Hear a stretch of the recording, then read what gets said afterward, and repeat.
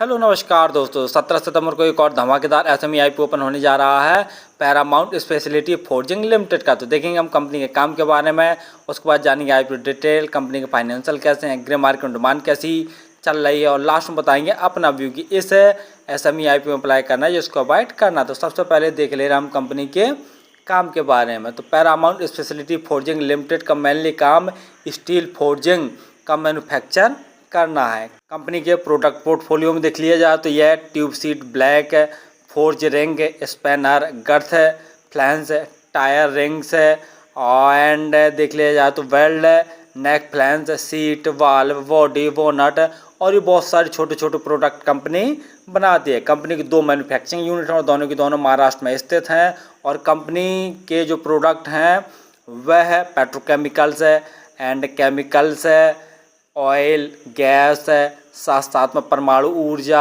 और बहुत सारी ऐसी इंडस्ट्रीज हैं जहां पर इनके प्रोडक्टों का यूज होता है। तो कंपनी का काम तो आपको समझ में आ गया होगा। और आईपीओ डिटेल जानने से पहले अपने चैनल को सब्सक्राइब जरूर कर लें ताकि आपको समय समय पर आईपीओ संबंधी जानकारी और एसएमई आईपीओ संबंधी जानकारी मिलती रहे। चलिए अब देख ले रहे हम आईपीओ की डिटेल के बारे में।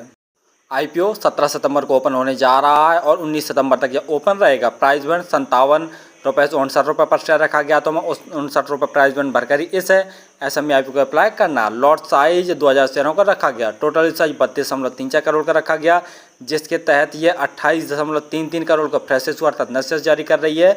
बाकी 4.01 करोड़ के ऑफर पर सेल अर्थात जो प्रोमोटर सब अपनी होल्डिंग बेचकर निकल रहे हैं। अलॉटमेंट 20 सितंबर को आपको पता चल जाएगा और यदि आपका अलॉट नहीं होता है तो 23 सितंबर तक आपके पैसे रिफंड वापस आपके अकाउंट में आ जाएंगे। लिस्टिंग डेट 24 सितंबर रखी गई है। रिजर्वेशन में QIB के लिए 50%, रिटेल बैंक के लिए 35% और HNI कैटेगरी के लिए 15% का रिजर्वेशन रखा गया है। रिटेल कैटेगरी में यदि आप एक लॉट अप्लाई करेंगे तो आपको 1,18,000 रुपये खर्च करने पड़ेंगे और रिटेल कैटेगरी में एक ही लॉट अप्लाई किया जा सकता है। यदि HNI कैटेगरी में अप्लाई करना चाहते हैं तो कम से कम 2 लॉट अप्लाई करने पड़ेंगे, जिसके लिए आपको 2,36,000 रुपये खर्च करने पड़ेंगे। आईपीओ आने के पहले जो इनकी प्रमोटर होल्डिंग थी वो 100% थी। आईपीओ आने के बाद इनकी प्रमोटर होल्डिंग 72.15% जैसी बचेगी। ROE 32%, ROCE 40%। ROE देखते हैं तो बहुत दमदार है। डेप्थ बिक्री 1.09 यानी 1 से थोड़ा सा ज़्यादा, तो ये थोड़ी सी कहीं ना कहीं नेगेटिव पॉइंट वाली बात है। P 16.01 P वाइज देख लिया जाए तो थोड़ी सी महंगी वैल्यूएशन पर अपने आईपीओ को लेके आए हैं। बाकी फाइनेंशियल जैसा देख रहे हैं तो ऑल अमाउंट सभी के सभी लाख में दिए हुए हैं।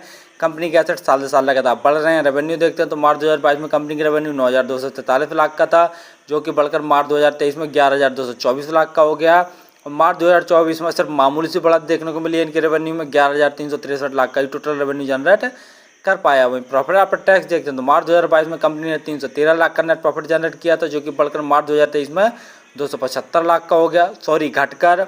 और मार्च 2024 में कंपनी का प्रॉफिट बढ़कर 725 लाख का हो गया। तो जैसा देख रहे हैं मार्च 2023 में रेवेन्यू में तो ग्रोथ देखने को मिली है, लेकिन प्रॉफिट आफ्टर टैक्स में मामूली सी थोड़ा सा गिरावट देखने को मिली है। नेटवर्थ वो भी साल से साल बढ़ रही है। वहीं रिजर्व कंपनी का मार्च 2022 में 1,959 लाख का था, जो कि घटकर सिर्फ मार्च 2024 में 803 लाख का ही रिजर्व बचा। तो ये कहीं ना कहीं बहुत नेगेटिव पॉइंट वाली बात है। और बोरिंग कंपनी की मार्च 2022 में 1,176 लाख की थी, जो कि बढ़कर मार्च 2024 में 2,492 लाख की हो गई, यानी कंपनी का रिजर्व घटा और बोरिंग बढ़ी है। तो ये बहुत नेगेटिव पॉइंट वाली बात है। GMP ग्रे मार्केट प्रीमियम देखे ले रहे हैं तो अभी तक इसकी ग्रे मार्केट में डिमांड निकल कर नहीं आई, लेकिन हाँ हो सकता है कि लास्ट डे तक इसकी ग्रे मार्केट में कुछ ना कुछ डिमांड आ जाए।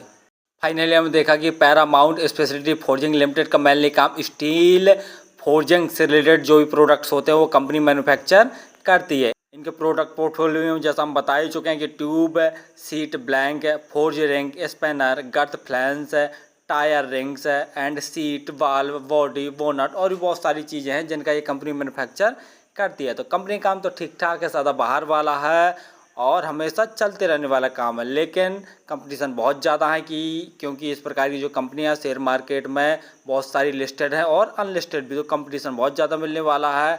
अगला कंपनी की जैसा फाइनेंशियल देख रहे हैं तो इसके रेवेन्यू में तो साल साल ग्रोथ देखने को मिल रहा है, लेकिन जैसा देख रहे हैं मार्च 2024 में सिर्फ मामूली सी ग्रोथ देखने को मिली है। और रिजर्व देखते हैं तो कंपनी का धीरे धीरे साल से साल कम हो रहा है और बोरिंग साल से साल बढ़ रही है। और बोरिंग अभी देख लिया जाए तो मार्च 2024 में काफ़ी ज़्यादा कंपनी के ऊपर बोरिंग बढ़ गई है, जिसके कारण जैसा देख रहे हैं अभी तक ग्रे मार्केट में कोई डिमांड निकल कर नहीं आई है।